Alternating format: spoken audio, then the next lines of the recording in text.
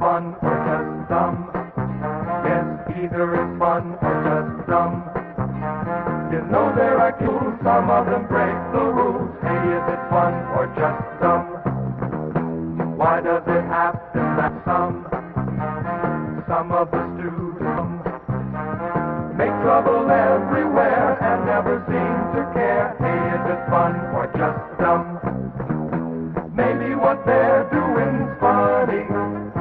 Maybe it may look that way, but baby, if it's costing money, I wonder what it'll cost. Who's gonna pay? Hey, is it fun or just dumb? Yes, either it's fun or just dumb. Are they big heroes or only big zeros? 'Cause either it's fun or just dumb. Either it's fun or just dumb.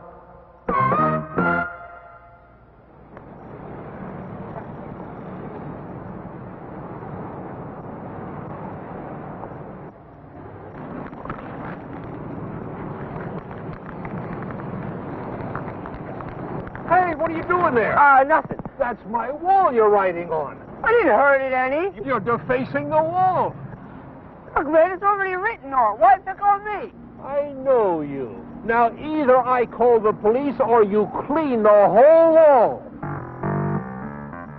By definition, graffiti simply means writing or pictures scratched or inscribed on a surface. The term was first applied to the ancient drawings found on the walls of caves. In any event, graffiti is as old as civilization. Some of it is highly prized as a reflection of the culture from which it came. Even our founding fathers indulged in graffiti.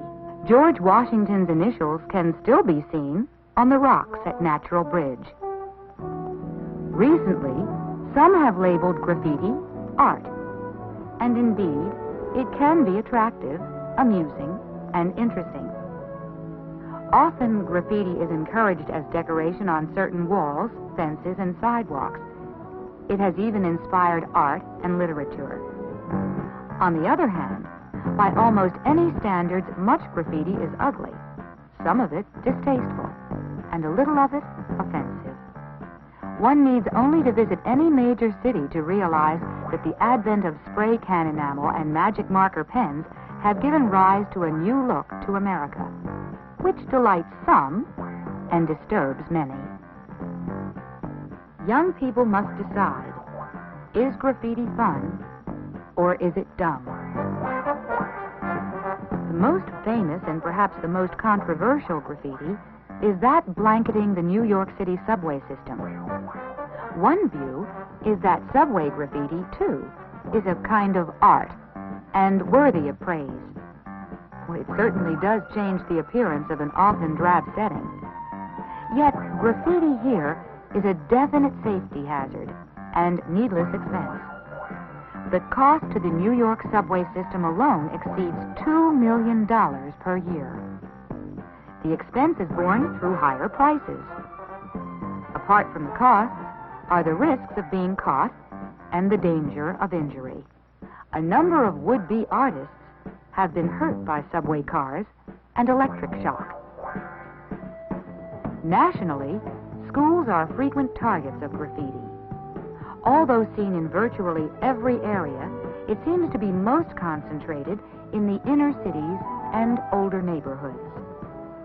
One reason it is not often found in the suburbs is that it is quickly removed when it appears. No one knows how much is spent totally on the correction of graffiti, but it is estimated that in schools alone the cost runs into tens of millions of dollars. Until a few years ago, graffiti was limited primarily to alleys, vacant buildings, and fences. Today, it appears almost everywhere. Not even works of art are spared. Nor is the natural environment immune. Graffiti is everywhere. I think graffiti's neat. It's our way to communicate. Graffiti is sneaky, done when people think nobody is watching. I can't see the fun or honesty in that. Besides, what they write is neither art nor literature. Some forms of graffiti may be highly destructive. 10 years ago, such damage to works of art was rare. Now, it is common worldwide. And the hate graffiti once despised here, but seen in other countries, now appears too often in America. Many of our historic sites and national treasures have been affected. The defacement of public property has been termed a national disgrace. A good question at this point is, why do people do it? The motivations for graffiti are many. Love, bravado, or even humor.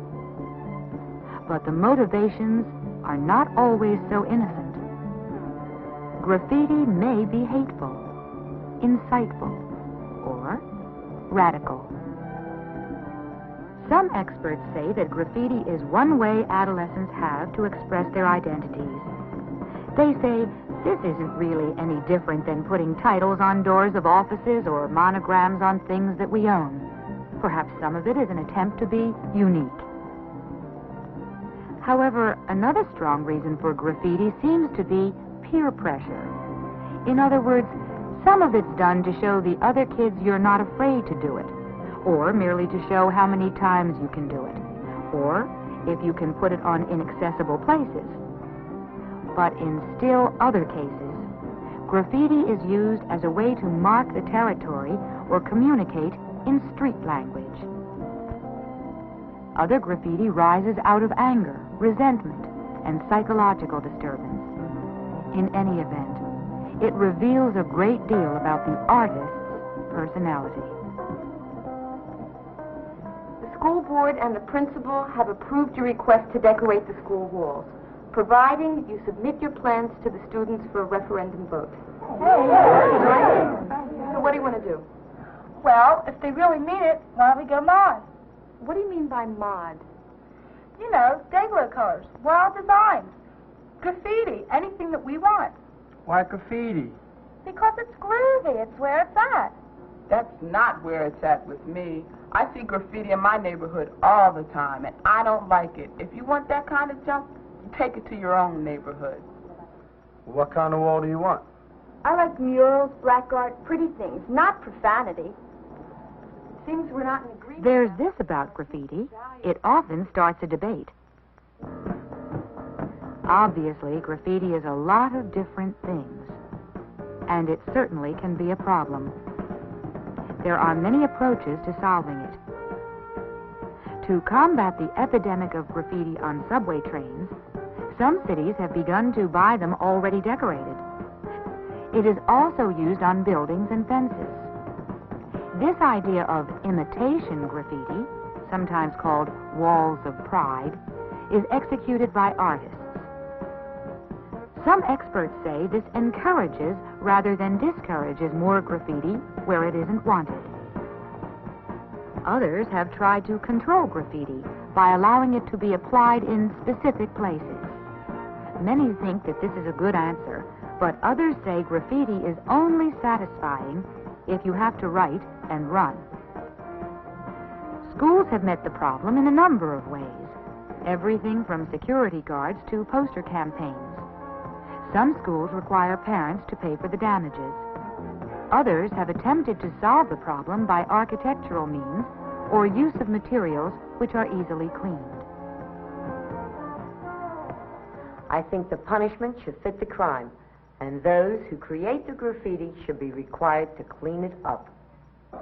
I think the answer comes from pride, because if you're proud of your school, you ask others not to deface it. Kids who write on toilet walls have psychological problems. Let's help them straighten out their heads. I believe we should attack the problem and not the symptom. We should give the kids a chance to establish a territory or reinforce their identity. We should give them the responsibility to clean up a block in their neighborhood, or to plant a tree, or to paint a useful sign. And whatever they do, it should bear their names proudly. A lot of kids get themselves over a graffiti phase by doing something instead of. One day they decide that it's more fun to use their talents where they'll be appreciated. It's not that drawing on a wall somewhere is always such a bad thing, but it's not really a good thing either. The point is that you can get pretty much the same kick and better recognition in other ways. The solution to the problem of graffiti, then, seems to lie within each of us. Young people have to decide if this is the kind of decorated world they want to live in.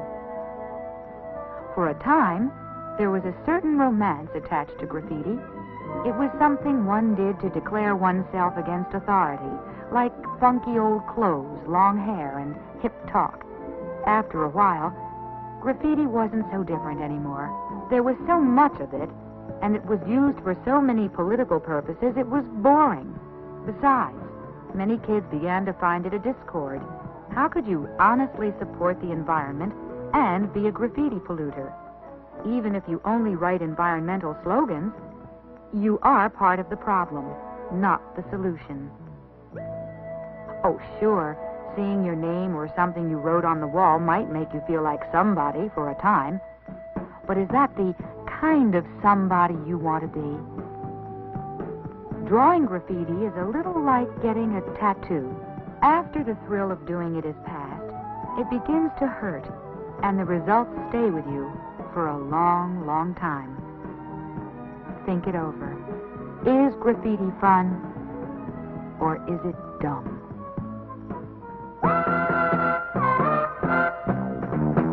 Hey, is it fun or just dumb? Yes, either it's fun or just dumb. You know there are kids in school, some of them break the rules. Hey, is it fun or just dumb? Maybe what they're doing's funny. Maybe it may look that way. But baby, if it's costing money, I wonder what it'll cost. Who's gonna pay? Hey, is it fun